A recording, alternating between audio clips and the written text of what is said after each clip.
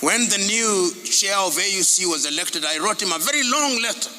And I told him, please stop holding meetings. Implement. Because Africa has solutions and resolutions about everything. On agriculture, on health. Abuja, 2001 in Abuja, we said all African countries are going to spend 15% of their budget in the health sector. Not one except Mauritius and Rwanda, who have reached 8%. We are importing maize from Brazil that was meant for cows.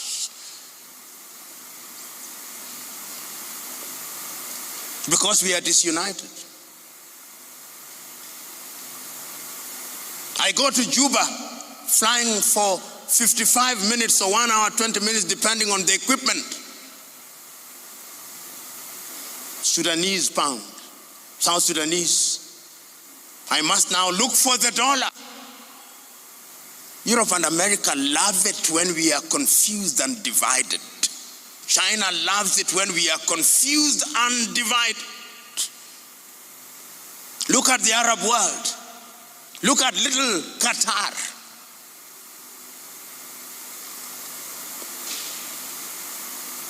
Last week, Norway hit the sovereign fund of Norway. You can Google as I talk.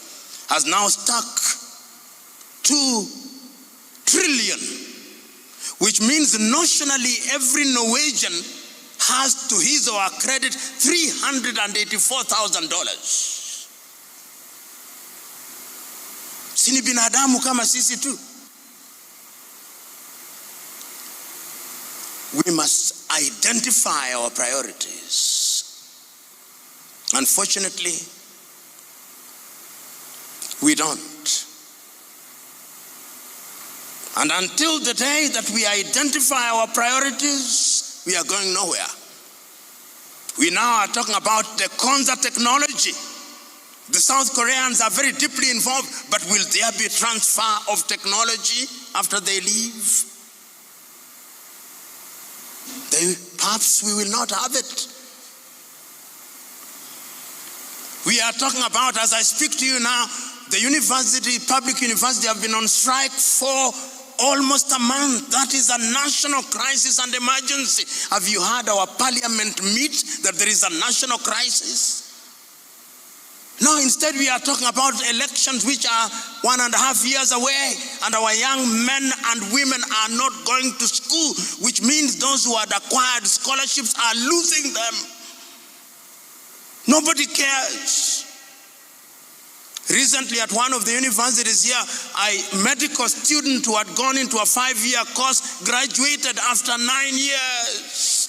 When you now go for your postgraduate, they're asking you, how did a 5-year course take 9 years and you have an upper, second and first class? What was happening? You are repeating every year.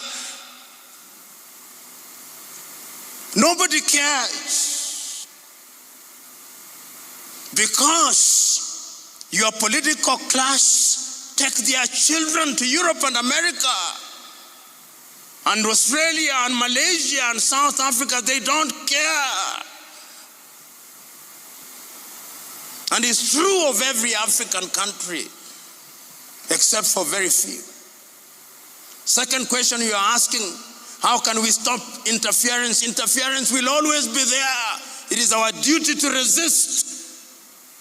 It is in the nature of the world and the nature of humanity that there will always be an attempt at interference. You know, sometimes, I do not know whether you watched the United Nations General Assembly when the world leaders were addressing the assembly. When the President of the United States of America was addressing the assembly and he was insulting everybody. Everybody was there, Africans shaking their heads and they are being insulted. When President Mahama was delivering one of the most iconic speeches, the president of Ghana, they had gone, it was empty, they were shopping. How can we grow?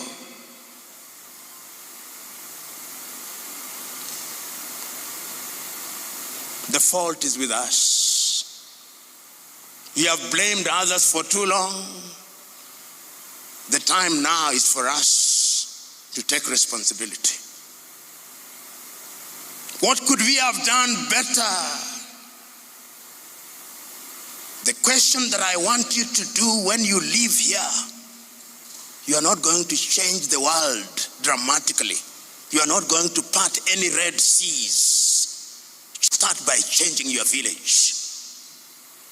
What are you doing in your village? What are you doing in your immediate space? Luther King put it very well. If you can't run, walk. If you can't walk, crawl, but keep on moving. Let it be said of you that because you came, we are slightly better. The young man, the final question asked, what must we do? When you are doing the right thing, you attract criticism. Kuna watu tu. When people are not criticizing you, know that you are doing nothing. There are people who will hate what you are doing because it is good, and they are saying, why is it not me who is doing it? But you must be at peace with your conscience. Don't be too clever. Don't be too self-righteous. I want you to read 2 poems before you leave here. I hope they'll be read to you. One of them is by Rudyard Kipling, a poem that you know so very well. If somebody will get it. The next poem that I want you to read is the poem entitled Fear by the Lebanese American Khalil Gibran. Who can get Khalil Gibran? And you read the poem, then I shut up. Khalil Gibran. The poem is Fear. Somebody has found it? Come, read it. Khalil, that's one of the greatest poems I've ever read. Khalil Gibran. Fear. Read it as if you are reading a poem. Karibu ndugu. Soma kwa mtiririko mzuri tu. Umeipata? Imepotea tena. Teknolojia inakutesa. Mwingine ameipata? Yeah, please. Read it. Yeah, just read it. Okay. Let me read. It is said that before entering the sea, a river trembles with fear. She looks back at the path she has traveled, from the peaks of the mountains, the long winding road crossing forests and villages, and in front of her, the seas and ocean so vast that to enter, there seems nothing more than to disappear forever. But there's no other way. The river cannot go back. Nobody can go back. To go back is impossible in existence. The river needs to take the risk of entering the ocean, because only then will fear disappear. Because that's where the river will know it's not about disappearing into the ocean, it's but of becoming the ocean. And the point I want to make when you talk about fear, when you are doing things, there'll be moments of doubt. As you move, you'll ask yourself, am I doing the right thing? And then you discover that you cannot go back. In a manner of speaking, you've crossed the Rubicon and burnt your boots. You think, am I going to be drowned? Then you think I'll disappear. Then you discover that you become part of a bigger thing, because in order to create a forest, you need every tree. In order to create the ocean, you need every droplet. You are all droplets. The ocean is AYLF. Swim in it. Question, my good friend from South Sudan.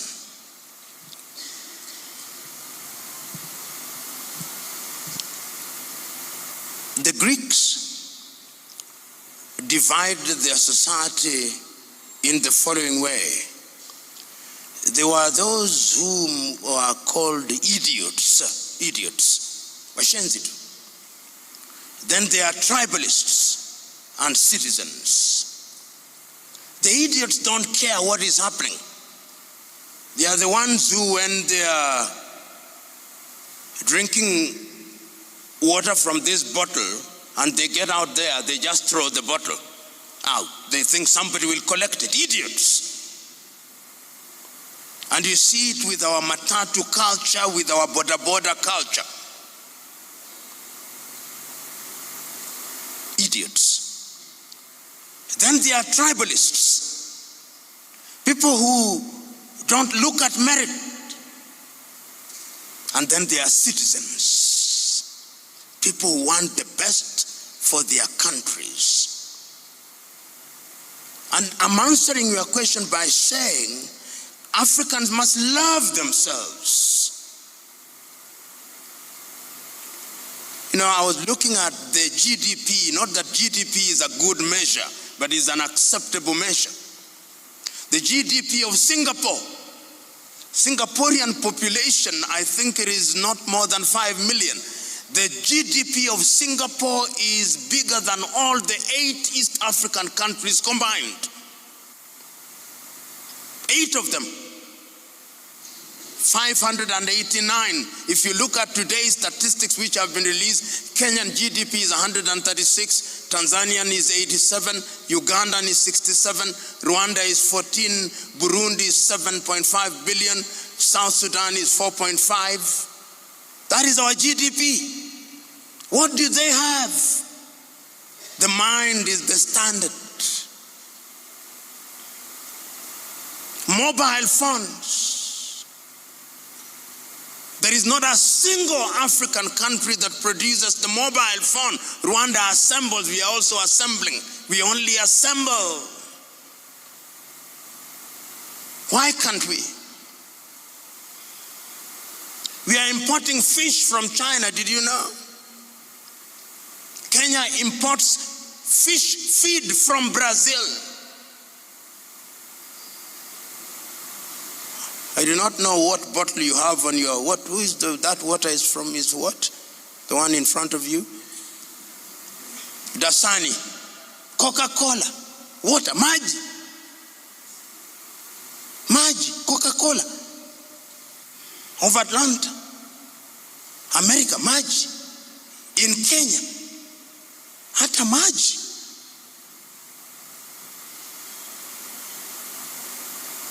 My view is that Africa must unite to stop doing certain things. All the seats you are sitting on are from China or Turkey. All of them. Can't we make them? If we united as East Africa, toothpick. Ukiingia China Square, unapata toothpick tunanunua kutoka Uchina. And when Europe have abandoned their clothes, they bring them to Gikomba. What Europe has rejected, we consume as new. Hata Mungu anashangaa.